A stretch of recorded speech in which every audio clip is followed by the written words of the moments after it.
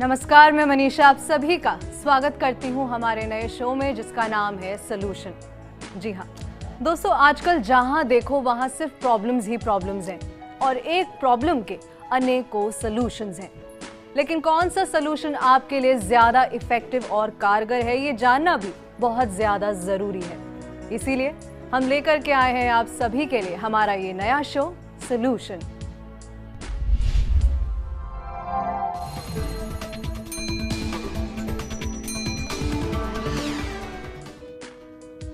हमारे इस नए शो में the very exceedingly famous Nirmala Sewani ji करेंगे आपकी समस्याओं का समाधान। सबसे पहले निर्मला जी, आपका बहुत बहुत स्वागत है हमारे शो में। नमस्कार। आज हम बात करने वाले हैं स्टूडेंट्स की सबसे बड़ी प्रॉब्लम की। अक्सर छात्र इस कश्मकश में रहते हैं कि वो कौन सा सब्जेक्ट चुने जिससे उन्हें करियर के लिए बेहतर अवसर मिल सके, उनका करियर आगे बढ़ता चला जाए। कई बार छात्र बिना सोचे समझे सब्जेक्ट चूज कर लेते हैं और उसके बाद फिर उन्हें पछताना पड़ जाता है, जिससे कि आगे चलकर आपको पछताना ना पड़े। इसीलिए समय पर सही सलाह लेना बहुत ज्यादा जरूरी है। अगर आपके मन में भी ऐसे ही आपको करियर के लेकर के कोई उलझने हैं या आपके मन में कोई सवाल है, तो आप निर्मला जी से बात कर सकते हैं, जो कि आपके करियर से रिलेटेड सभी परेशानियों और मुश्किलों को निकालने का हल करेंगी, उनकी कोशिश करेंगी। आप हमें कॉल कर सकते हैं, हमारा नंबर टीवी स्क्रीन पर आपके लिए फ्लैश हो रहा है। जल्दी से हमें कॉल कीजिए, हमें आपके सवालों का इंतजार है और निर्मला जी को भी उनका जवाब देने का बेहद इंतजार है। निर्मला जी, मैं सबसे पहले आपसे सवाल करना चाहूंगी कि आप साउंड वाइब्रेशन से बताती हैं कि किस तरह से उन्हें काम करना चाहिए, कैसे काम करती है ये विद्या और कितना ज़रूरी है साउंड वाइब्रेशन। वाइब्रेशन से मैं एक्चुअली एस्ट्रल कॉम्बिनेशन को कन्वर्ट कर देती हूँ प्रेडिक्टिव साइंस में। तो हम आपकी आवाज़ के टेक्सचर से आपके जीवन में घटने वाली घटनाओं को बता सकते हैं। तो करियर आपका कर्म क्षेत्र होता है सबसे ज़्यादा ज़रूरी, उसको भी बेहद जाहिर सी बात है कि उसी से बता सकते हैं। तो ये एस्ट्रोलॉजी बेस्ड है, मतलब आपका साउंड को हम कन्वर्ट कर देते हैं 27 नक्षत्र 9 ग्रह में, और उसके अकॉर्डिंग आपको अगर जी मान लीजिए हम ही आपका एज एन एस्ट्रोलॉजर हॉरोस्कोप देखते तो 10th हाउस और उससे रिलेटेड 3rd हाउस और फिर धन का और फिर जाके करियर काउंसलिंग करते। तो ये सेकंड्स में ये गॉड गिफ्ट है, तो हम आवाज़ से आपका बता देते हैं। जी मैम, पहले भी जब आप आए थे तो हम आवाज़ों के बारे में बात कर रहे थे, तो कैसे अनसुनी और सुनी आवाज़ों को आप सुनती हैं, उस विद्या का आप इस्तेमाल कैसे करती हैं, खास करके जो आपकी सुनी। देखिए, हमारे वेदों में माना जाता है कि शब्द ब्रह्म है और शब्द की स्थिति आकाश के परे है। जो कुछ भी आप बोलते, कहते या सुनते हैं वो आकाश में शब्दों के माध्यम से प्रतिष्ठित हो जाता है और उन्हीं से वो वाइब्रेशन खींच के हम उसको 27 नक्षत्र 9 ग्रह में आपकी जो प्रॉपर सवाल है उसके जवाब हल कर देते हैं। जी मैम, अगर मैं थोड़ा करियर से रिलेटेड आपसे सवाल करूं, जो 10वीं के बच्चे होते हैं, मैं यूँ कहूँगी कि डिसीजन मेकिंग में थोड़े कमज़ोर होते हैं, वो अपने माँ बाप की बातों में आकर के या जो दोस्त करियर चूज़ कर रहा है उसमें ज़्यादा आ जाते हैं। तो ऐसे स्टूडेंट्स के लिए कितना ज़रूरी होता है एक काउंसलर की, एक एक्सपर्ट की सलाह लेना? बेहद ज़रूरी है, क्योंकि आजकल कंपटीशन का ज़माना है और डे टू डे की आपाधापी इतनी ज़्यादा है। तो एक तो सबसे पहले तो वो अपने एप्टीट्यूड और एटीट्यूड या जो वो खुद से चाहते हैं उसको पहचानें। उसके बाद अगर जो वो चीज़ पेरेंट्स से मिलती है, तो देखिए हम सोचते हैं कि पर्सनैलिटी जो है इनहेरिटेंस और इन्वायरमेंट बेस्ड होती है, तो पेरेंट्स वैसा इन्वायरमेंट देने की कोशिश करते हैं जो बच्चे से चाहते हैं, तो उसको चुनना आसान होता है अगर आपका वो एप्टीट्यूड है। लेकिन आप एब्रप्टली कोई फ़र्क है तो एक्सपर्ट की सलाह लेना बहुत ज़रूरी है। करियर काउंसलर आपको बता सकता है कि आप कौन से फील्ड में, क्योंकि इतने ज़्यादा अब स्ट्रीम्स और लाइंस हो गए हैं कि उन पे फोकस वो एक्सपर्ट ही एक तरीके से बता सकता है कि आप कौन सी चीज़ आपके लिए, कौन सी विधा, कौन सा लाइन आपके लिए ठीक रहेगी। तो आजकल हर चीज़ ही एक्सपर्ट ही ऑप्शन ज़्यादा है, बहुत ज़्यादा है, गाइडेंस भी लेना बहुत ज़्यादा फोकस। हाँ, पर सबसे पहले अपने मन की, अपने थिंकिंग की, अच्छा कई बार आपका एम्बिशन फ़र्क होता है पर आपका एप्टीट्यूड वैसा नहीं होता, तो जो एक्सपर्ट है वो आपको उससे रिलेटेड ही सलाह देगा जो आप, जिसमें आपकी पर्सनैलिटी एनहांस कर सकती है, जिसमें आप आगे बढ़ सकते हैं जी। इसलिए एक्सपर्ट की राय ज़्यादा ज़रूरी है, क्योंकि पेरेंट्स तो प्रेजुडियस होते हैं, बिल्कुल वो अपनी एम्बिशंस बहुत दफ़ा थोपने की कोशिश करते हैं बच्चों को। निर्मला जी, कॉलर जुड़ चुके हैं हमारे साथ, जयपुर से विवेक जी हैं, आपसे बात करना चाहते हैं, सवाल करना चाहते हैं। विवेक जी, स्वागत है आपका, सवाल कर लीजिए। जी विवेक जी। विवेक जी, बहुत बहुत स्वागत है आपका। हाँ आप बात कर सकते हैं निर्मला जी से। मैम, मैं मेरे फ्यूचर के बारे में कहना चाहता हूँ। विवेक, पहले तो हमें अपना डेट ऑफ बर्थ बताइए। मेरा 31/7/92 31/7/92 जुलाई हाँ 92। हाँ सवाल पूछे। मैम, मेरे फ्यूचर के बारे में पूछना चाहता हूँ। फ्यूचर बेटा नो वन कैन प्रेडिक्ट, इतनी बड़ी और वास्ट चीज़ है। तुम क्या करना चाहते हो हमको स्पेसिफिकली पूछोगे तभी जवाब दे पाएंगे हम। मैम, मैं गवर्नमेंट जॉब के लिए करना चाहता हूँ। तो ट्राई करिए, मुझे लगता है कि 2017 में आप यू विल गेट। मैं खूब कोशिश करता हूँ लेकिन हो नहीं पाता मेरा। तो उसके लिए हम छोटी सी रेमेडी बता देते हैं। हाँ थर्सडे को पीला कोई भी दान दिया करो, किसी भी गरीब इंसान को पीला दान दो, हाँ तो उससे थोड़ी मदद मिलेगी। वैसे तुम्हारा पीरियड जो है 2017 में है, गवर्नमेंट या ऑटोनोमस गवर्नमेंट से रिलेटेड जॉब का योग, मैम, और उसके बाद परेशानी स्टेबल है। करियर है। हाँ, परेशानी रहती है मैम मेरे को। खुद की परेशानी को दूर करने के लिए तो बेटा बैलेंस होना चाहिए। मैम, मैं खूब मेहनत करता हूँ लेकिन हो नहीं पाता कहाँ पे भी। आ जाएगा क्योंकि उसका जो प्रॉपर वक्त है वो 17 है। जी मैम, जैसा कि विवेक जी कह रहे हैं, आजकल की जो जनरेशन है, यूँ कहूँ कोई भी अगर ज़्यादा कंपटीशन वाली दुनिया में रहता है तो फेलियर उनसे बर्दाश्त नहीं होता है। जितनी भी कोशिशें करें, हमें डीमोटिवेट करने वाले लोग ज़्यादा मिलते हैं। तो ऐसा कोई खास मंत्रा है जिससे हम अपने आप को मोटिवेटेड फील कर सकते हैं हम खुद में? बहुत ऐसे Confidence जाहिर ला सी बात है, सकें। बहुत मंत्र है, लेकिन जो आपको शांति देते हैं, जैसे कि गायत्री मंत्र होता है वो आपको शांत रखता है।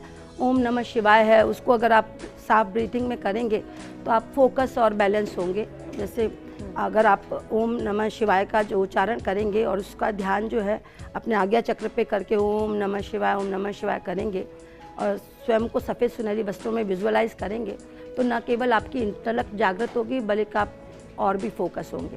और केवल विद्या में, माने कि डिग्री की पढ़ाई जो लेनी है या पर्टिकुलर कोई करियर है, तो माँ शारदा के बहुत मंत्र हैं जिससे कि आप अपने आप को फोकस भी कर सकते हैं और बैलेंस भी। तो उसमें से एक मंत्र है, अध्यात्मधिदेवच्च देवानाम सम्यगेश्वरी प्रत्यागास्ति वदति सामा पातु सरस्वती। इसमें हम माँ शारदा से प्रार्थना करते हैं कि जैसे वो शांत, सौम्य और हर चीज़ को अपने ढंग से पाने वाली और एक्सपर्ट रही हैं, वैसे ही अपने कुछ हमको दे दे खासियत, बुद्धि, सौम्यता, शांति। तो अगर हमें किसी भी तरह का फोकस या मोटिवेशन चाहिए तो हमें बाहर न ढूंढने के बजाय हमारे अंदर ढूंढनी है। वो हमारा जो मंत्र उच्चारण है वो भी हमें मोटिवेट कर सकता है। हाँ, क्योंकि मंत्र तो आप देखिए कि ऐसे शब्दों का गुच्छा होता है जो कि मंत्रो मननात, जिसे बार बार रिपीट करने से आप उस संकल्प की प्राप्ति करते हैं जो कि आप लेके बैठे हैं। जी जाहिर से। जी निर्मला जी, बीकानेर से जोगेंद्र जी हमारे साथ जुड़ चुके हैं, आपसे बात करेंगे। जी जोगेंद्र जी, स्वागत है आपका। बात कीजिए निर्मला जी से। हेलो, नमस्ते मैम। नमस्ते जोगेंद्र, हमको अपना डेट ऑफ बर्थ बताओ पहले। 25/10/1990 मैम। 25/10/1990। ठीक है, सवाल पूछे। अक्टूबर। मैम, अभी मैंने जस्ट बिजनेस स्टार्ट किया था कपड़ों से रिलेटेड का, तो उसके बारे में जानना था मैम कि क्या है, रहेगा, चलेगा, नहीं चलेगा। मैं बहुत प्रॉब्लम्स में चल रहा हूँ। इस समय तो स्ट्रगल है बेटा, इस समय तो तुम नहीं कोप अप कर पा रहे हो, लेकिन मुझे लगता है कि इसी में जो टाइप ऑफ बिजनेस है वो तुमको सूट करता है, मरकरी से रिलेटेड। तो धागे बेचने से लेके और रेडीमेड गारमेंट तक किसी भी लाइन में कपड़े की या फैब्रिक की जुड़ोगे तो कामयाब जाओगे। थोड़ा सा वेट करना चाहिए, मुझे लगता है कि अक्टूबर ऑनवर्ड तुम जम जाओगे। अक्टूबर से ठीक रहेगा। अक्टूबर से ठीक पहले तक? हाँ, तो उस पर ध्यान दो थोड़ा, है ना? तो उसको थोड़ा सा मॉडिफिकेशन की ज़रूरत है। ओके, इसको रनिंग में रखना चाहिए। मैं इसको क्लोज करने का सोच रहा हूँ, मुझे इसको रनिंग में रखना नहीं, चाहिए। मुझे लगता है कि बहुत जल्दबाजी होगी, बहुत जल्दबाजी होगी। उसको वाइंड अप करना, उसको वाइंड अप करना। हाँ, क्योंकि तुमको टाइप ऑफ वर्क सूट करता है। पीरियड ठीक नहीं चल रहा है, पीरियड हालांकि टफ है, 2-1 बरस और, लेकिन मुझे लगता है कि अक्टूबर से घटनाएं तुम्हारे ग्रिप में आ जाएंगी। तुमको लगेगा कि हाँ, मैं अपने ढंग से मॉडिफाई कर सकता हूँ घटनाओं को, चीज़ों को। ओके। तो जोगेंद्र जी, निर्मला जी कह रही है कि आपको जल्दबाजी करने की जरूरत नहीं है, आप धैर्य रखिए, कॉन्फिडेंस रखिए। जयपुर से प्रशांत जी अब आपसे सवाल करना चाहते हैं, बात करना चाहते हैं। प्रशांत जी, स्वागत है, बात कीजिए निर्मला जी से। नमस्कार निर्मला जी। नमस्कार प्रशांत, हमको महीने सहित डेट ऑफ बर्थ बताओ, महीना को हिंदी में प्रोनाउंस करो। डेट ऑफ बर्थ है 31 मई 1994। हाँ, सवाल पूछो। मैम मैं जर्नलिज्म कर रहा हूँ, क्या आगे मैं इसमें सक्सेस हो पाऊंगा? बहुत ज़्यादा, बहुत ज़्यादा। और मैम मतलब मेरा अच्छा समय कब तक आ जाएगा इसमें? अभी मेरी पढ़ाई चल रही है। 32वें बरस से, जब तुम 32 के हो जाओगे। अच्छा 32 वक्त के तो, हो- लेकिन करियर तुम्हारा शुरू हो जाएगा 26वें से, 32 से तुम्हारा अच्छा वक्त है। 32 से मैम। Okay ma'am. जी प्रशांत और और मैम जी ma'am, thank you ma'am, thank you. जी जी गंगानगर से रीतू जी हमारे साथ जुड़ चुके हैं, आपसे बात करना चाहते हैं। रीतू जी स्वागत है आपका, बात कीजिए निर्मला जी से। हेलो जी ऋतु अपना जन्म तारीख बताओ। 2 Feb 1977। 16 फेब, 2 Feb सेकंड पे 2 फरवरी। 2 फरवरी 1977। ठीक, पूछिए, now you can ask. See, I want to ask that now I want to go in administrative I post. Can't hear बेटा, साफ मैं- बात करो, थोड़ा सा हाँ। साफ पूछो। ठीक है, मैं प्रशासनिक सेवा में जाना चाहती हूँ। प्रशासनिक सेवा में जाना चाहती हैं, 2 दफ़ा आप अनसक्सेस हो गई हैं। हाँ लेकिन दो दफा आप, नहीं हो रही। साफ नहीं, है, 2 दफ़ा, 2 दफ़ा। ऋतु जी आप सबसे पहले अपनी टीवी का वॉल्यूम धीमे कर लीजिए ठीक है, और ठीक है, फिर ठीक आप हमसे हाँ। डायरेक्टली फोन पे बात ठीक है, कीजिए ठीक है, please। ठीक है। जी सॉरी। ऋतु, जी अपना सवाल दोहरा दीजिए आप। नहीं मैं समझ गई, तुम इंडियन एडमिनिस्ट्रेटिव सर्विसेज में जाना चाहती हो। हाँ मैं टीचिंग लाइन में हूँ, मैं उसमें जाना चाहती हूँ, लेकिन मेरा कुछ 2 दफ़ा तुम फेलियर हो गया, हाँ हाँ तो अब तुम ट्राई करो। इस दफ़ा मुझे लगता है कि मेंस तक तो चले जाओगे, अच्छा और नहीं तो फिर किसी दिन मेरे पास आके मिलोगी तो मैं उसका रेमेडी बताऊंगी। है तो सही, पर मुझे लगता है कि स्टेट या एलिट्स में जाओगी पीछे की लाइन में, या फिर स्टेट गवर्नमेंट के जो होते हैं। गवर्नमेंट जॉब में जा सकती हूँ, गवर्नमेंट पे तो 100% है। गवर्नमेंट जॉब में जा सकती हूँ। हाँ, क्योंकि इनफैक्ट अभी अकेडमिक ये- करियर होना चाहिए तुम्हारे पास, लेक्चरशिप होनी चाहिए थी। हाँ हाँ ठीक है, ओके। जी ऋतु जी और कोई सवाल आप पूछना चाह रही हैं? बस यही गवर्नमेंट जॉब में, क्योंकि मुझे लग रहा है एज हो रही है, मैं उसमें जी। नहीं जा सकती, लेकिन गवर्नमेंट जॉब में जाऊंगी तो एज रिलैक्सेशन मिल जाएगा मुझे। जा पाएंगी, 100% जाएंगी, पर हो सकता है कि वो एडमिनिस्ट्रेटिव ना होके एकेडमिक हो। जी चलिए धन्यवाद ऋतु जी बात करने के लिए। नागौर से हमारे साथ निरंजन जी जुड़ चुके हैं, आपसे बात करेंगे। निरंजन जी स्वागत है, बात कर लीजिए निर्मला जी से। Good afternoon ma'am. Good afternoon. Ma'am मेरी डेट ऑफ बर्थ 27 अगस्त 1982 है, और मुझे जानना है मेरे करियर के लिए कौन सा वे ज़्यादा सही रहेगा, जयपुर ठीक है या out of Jaipur? Out of Jaipur destined है बेटा, तुम आउट ऑफ जयपुर जाओगे थोड़े दिनों में ही। ओके, और करियर पाथ क्या रहने वाला है मैम? मार्केटिंग से related. Okay, thank you ma'am. जी और कोई सवाल निरंजन जी? बस ये कॉल यहीं तक। दर्शकों यहाँ एक छोटे से ब्रेक के लिए रुकेंगे, लेकिन अगर आप भी निर्मला जी से अपने करियर से रिलेटेड कोई सवाल करना चाहते हैं तो हमारी फ़ोन लाइंस आपके लिए खुली हैं, लगातार हम कॉल्स ले रहे हैं, हमें कॉल कीजिए। लेकिन यहाँ रुकेंगे छोटे से ब्रेक के लिए, कहीं मत जाइएगा।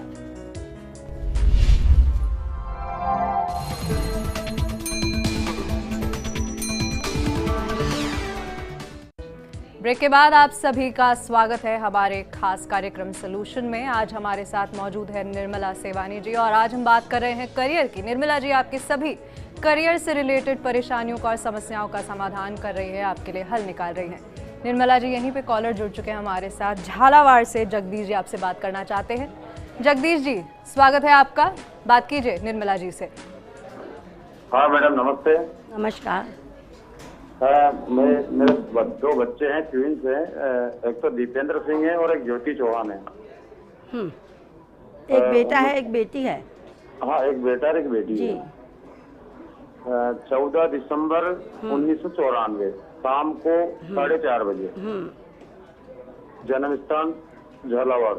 एक तो बच्चा पढ़ेगा और एक पढ़ेगा ही नहीं। दोनों ही पढ़ रहे हैं, लेकिन एक बच्चा गुस्सा बहुत करता है। हाँ, पर जो बच्चा है हमको लगता है वो तो नहीं बहुत आगे जा पाएगा पढ़ाई में, लेकिन लड़की बहुत शार्प है, वो आगे जाएगी।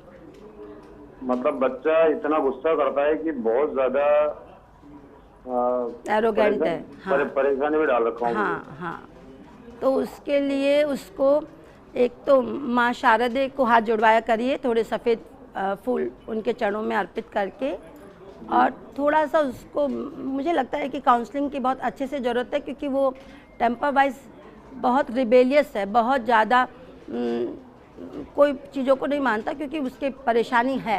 तो मुझे लगता है कि आपको किसी अच्छे पर्सनल काउंसलर के पास जाके, टाइम आधा घंटा लगेगा उसको काउंसिल करने में, इतना आसान बात नहीं है। बेटी तो आपकी ठीक है, क्योंकि वो सबकॉन्शियसली डिप्रेशन में भी है और कंपेयर करता है बहुत चीज़ों को, तो शुरुआत हो गई, तो उसको अच्छे ढंग से काउंसिल कराइए। दूसरे छोटा सा मैं उपाय बता देती हूँ। एक तो माँ शारदे को सफ़ेद फूल चढ़ाए, और एक उसको केला और सफ़ेद वस्तुओं का जो मीठी होती है उनका सेवन ज़्यादा करे। वो खाएगा तो थोड़ा सा ठीक रहेगा, थोड़ा सात्विक बुद्धि आएगी। और उसकी मदर भी एक्सपायर हो चुकी है, फिर भी वो समझ नहीं पा रहा है। और बहुत परेशानी में डाल रखा है मुझे। वैसे पढ़ाई में है उसका दिमाग, लेकिन नहीं शार्प है, लेकिन वो पढ़ेगा नहीं हुक्म ज़्यादा, वो काम करेगा आगे चल के और थोड़ा लेट सेटल होगा। जी जगदीश जी, और कोई सवाल पूछना चाह रहे हैं आप? हाँ, देखो मोबाइल ज्यादा यूज करता है, मोबाइल फोन ज्यादा यूज करते हैं। तो आप स्ट्रिक्ट पेरेंट्स बनिए सर, मैं तो उसमें क्या कर सकती हूँ। आप मत दीजिए उससे मोबाइल, पर एकदम से तो उसको छीन नहीं सकते, क्योंकि वो हर चीज़ को अदरवाइज लेता है। तो आप प्यार से ही उसको हैंडल करें, थोड़ा सा उसको लॉजिकली समझाइए। जी मैम, अक्सर ये होता है कि हम सभी बड़े बड़े सपने देखते हैं, लेकिन कहीं ना कहीं हमारा जो गुस्सा होता है, एरोगेंस होता है, हमारे करियर के आड़े आ जाता है। तो क्या एरोगेंस कम करने का भी कोई तरीका मेडिटेशन, बहुत तरीके हैं। कोई भी प्रार्थना, प्रेयर जी, अब प्रेयर जो होती है उसमें आप अपने आप को सरेंडर करते हैं प्रभु के आगे, तो उसी समय आप नम हो जाते हैं जी।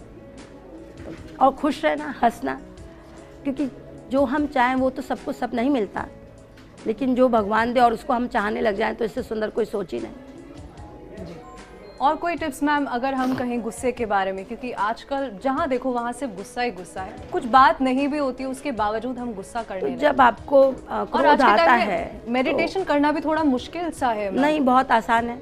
मेडिटेशन तो आप किसी भी समय कर सकते हैं, बहुत ही आसान है। मेडिटेशन की टेक्निक सरल वाली अपना लीजिए जी। और मेडिटेशन आजकल के ज़माने में ही ज़्यादा ज़रूरत है, क्योंकि पहले समय में तो आप काम को ही मेडिटेट होकर करते थे। आजकल आप काम को काम समझ के करते ही नहीं हैं, काम को अपनी एम्बिशन समझ के करते हैं, उसमें आप भटक जाते हैं। जी, तो भाई देखिए, क्रोध आता है तो आप सबसे पहले क्रोध पे होने वाले उसके बाद जो परिणाम होंगे, जरा सा भी उस पर सोचने शुरू करेंगे तो आपकी प्रैक्टिस में आ जाएगा, आप गुस्सा करना खत्म कर देंगे। तो अगर आपको लग रहा है कि आप अपने करियर से सिर्फ अपने गुस्से की वजह से भटक रहे हैं, तो आपको सबसे पहले उस गुस्से का जो कॉन्सिक्वेंस है उसके बारे में सोचना है, तब शायद आप अपने करियर के ऊपर फोकस कर पाएंगे। मैम हमारे रिपोर्टर हैं, उन्होंने स्टूडेंट से बात की थी, उनके भी काफ़ी सवाल हैं आपके लिए। जी आइए देखते हैं। My name is Bhavna, I am student of Rajasthan university. मैं यूनिवर्सिटी से पीजी की स्टूडेंट हूँ और मैंने पीजी अभी कंप्लीट किया ही है। इसके बाद मैं एमएड के लिए मैंने आगे एप्लीकेशन फॉर्म लगाया है कि मैं एमएड करूँ, लेकिन मुझे अभी बीएड के बाद में टीचिंग में जाना है और मुझे ये प्रोसेस भी पता है कि टीचिंग में जाने के लिए क्या करना है क्या नहीं। लेकिन इस ज़माने में कंपटीशन इतना टफ हो गया है कि मतलब उसके अंदर स्टूडेंट्सों को स्ट्रगल करना बहुत ज़्यादा वो टफ हो रहा है। इसके लिए मुझे आगे करियर से रिलेटेड कुछ बात आपसे पूछनी है कि इसमें इस कंपटीशन में क्या आगे हम इस तरह से तैयारी करेंगे अपने एम को। जी निर्मला जी, शांत रह के पढ़िए। वैसे तो तुम डेस्टाइन्ड हो, तुम्हारा एकेडमिक करियर है, टीचर बनोगी ही तुम, और मेरे ख्याल से उससे रिलेटेड एमएड भी बहुत अच्छे नंबरों से पास कर लोगी। अपने आप में तुम तो मुझे लगता है फोकस लड़की हो, बहुत फोकस होके पढ़ती हो, शुरू से पढ़ती आई हो और इन टाइम तुम्हारा करियर शुरू भी हो जाएगा। इनफैक्ट मुझे तो लगता है एमएड तो है ही, उसके आगे भी तुम पढ़ोगी और काफ़ी बड़ी पोस्ट पे, काफ़ी अच्छी एस्टेब्लिशमेंट है तुम्हारे एकेडमिक करियर में। जी निर्मला जी, अब हम दूसरा सवाल देखना चाहेंगे, स्टूडेंट्स आपसे पूछना चाह रहे हैं, आइए देखते हैं। नमस्ते निर्मला जी, मेरा नाम धर्मेंद्र शर्मा है और मैं इकोनॉमिक्स डिपार्टमेंट से पीजी कर रहा हूँ। तो मेरा क्वेश्चन ये है कि मतलब अब जो मैं पीजी कर रहा हूँ इसमें आगे जाके मेरे करियर में क्या होगा, जो पीजी कर रहा हूँ ये मेरे लिए कहाँ तक बेनिफिशियल है, और या फिर मैं एक बिजनेस भी स्टार्ट करना चाहता हूँ। तो बिजनेस करने के लिए मेरे मतलब करियर में कौन सा टाइम ऐसा आएगा जिसमें मैं खुद का बिजनेस स्टार्ट कर सकूँ, या फिर अभी स्टडी करूँ या बिजनेस स्टार्ट करूँ? शुरुआती में तो हमको लगता है आप नौकरी करेंगे, उसके बाद जब 29 साल में हम, मुझे लगता है किसी पार्टनर के साथ पार्टनरशिप में बिजनेस डालेंगे, और कुछ इंस्टीट्यूशनल बिजनेस ही होगा जो पढ़ाई लिखाई से रिलेटेड ही होगा। तो आपकी पढ़ाई से रिलेटेड ही है, और आगे भी पढ़ेंगे, मुझे लगता है पीजी के बाद भी तुम्हें पढ़ना है। जी निर्मला जी, एक और सवाल आपके लिए आ रहा है यहाँ पे, आइए देखते हैं। नमस्ते मैम, मेरा नाम चेतन चौधरी, मैं यहाँ से इकोनॉमिक्स डिपार्टमेंट से हूँ। तो मैं आपसे पूछना चाहता हूँ कि मैं आगे यहाँ से नेट जेआरएफ के लिए अप्लाई करूँ या अपना ही कोई ओवन बिजनेस स्टार्ट? नेट के लिए नेट क्लियर कर लेंगे आप, नेट के लिए करना चाहिए, और मुझे लगता है बहुत अच्छी यूनिवर्सिटी में आपके लिए जॉब है। ठीक 27-28 साल में आपको जॉब लग जाएगी, और पहली दफ़ा में नेट क्लियर कर लेंगे आप। अगला सवाल आइए देखते हैं। मेरा नाम राम कुमार मित्तल है, मैंने बीएससी धौलपुर से की है, बीएड भी धौलपुर से की है। अब मैं आगे आना चाहता हूँ करियर के बारे में। क्या करना चाहते हैं आप? इतना यही है, करियर के बारे में जानना चाहता हूँ, और मुझे लगता है कि वो बिजनेस में सेटल होगा। बिजनेस करेंगे। ओके, आइए अगला सवाल देख लेते हैं, आखिरी है। मेरा नाम शुभम है, मैं भवानी निकेतन से बीएससी कर रहा हूँ, और मैं बीएससी कर रहा हूँ। बीएससी में मेरे क्या स्कोप है? अगर मैं और कोई सब्जेक्ट लेता तो शायद और कुछ कर पाता है, या बीएससी सही है मेरे लिए? नहीं, हमको लगता है बीएससी सही नहीं है। अब जब कर लिया है तो फिर उससे रिलेटेड करके फिर कोई फार्मा कोर्स करिए, ताकि आप अपना करियर दवाइयों में बना सकें। पर बीएससी आपके लिए था नहीं। मुझे लगता है आप बिज़नेस करेंगे, और वो किसी ज़रूरत यूटिलिटी की चीज़ों का करेंगे आगे चल के। जी, अक्सर कई बार ऐसा होता है जब हम किसी सब्जेक्ट में इंटरेस्ट नहीं होता है, फिर भी पेरेंटल प्रेशर या किसी ना किसी वजह से हम कर ही लेते हैं, वो उस चीज़ हमारे हाथ में भी नहीं रहती है। निर्मला जी, हम क्लोजिंग करना चाहेंगे, लेकिन उससे पहले मैं चाहती हूँ कि आप हमारे ऑडियंस के लिए, स्टूडेंट्स के लिए कॉन्सेंट्रेशन बढ़ाने के लिए, कॉन्सेंट्रेशन पावर बढ़ाने के लिए कोई मंत्र बता दें। बहुत छोटा मंत्र, ओम एम नमः। ओम जो है सृष्टि बीज है, और एम बुद्धि बीज है, और नमन माने हम माँ शारदे को, जो कि बुद्धि की दात्री हैं, उनको बार बार नमन करते हैं। तो ओम एम नमः, ओम एम नमः अगर कोई एक माला, या जिसके पास टाइम है 5 माला करता है, तो उसकी इंटेलेक्ट भी जागृत रहेगी, और वो खुद पर्सनैलिटी में भी डिसीजन मेकिंग भी होगा, बैलेंस भी रह पाएगा। बहुत सुंदर मंत्र है, और उसका विस्तार तो मैंने बताया था कि अध्यात्मधिदेवच देवानाम सम्यगेश्वरी प्रत्यागास्ति वदति सामा पातु सरस्वती। जी दर्शकों, आज के लिए इतना ही, लेकिन अगर आज आप हमें कॉल नहीं कर पाए हैं या आज हम आपसे बात नहीं कर पाए हैं, तो निर्मला जी हमारे साथ कल भी यहीं मौजूद रहेंगी आपके हर करियर से रिलेटेड सवालों का जवाब देने के लिए। कल भी कॉल कीजिएगा। निर्मला जी, बहुत बहुत धन्यवाद आपका। बहुत बहुत शुक्रिया जी। कल मिलेंगे आपसे निर्मला मैम के साथ फिर से। दीजिए इजाज़त, नमस्कार।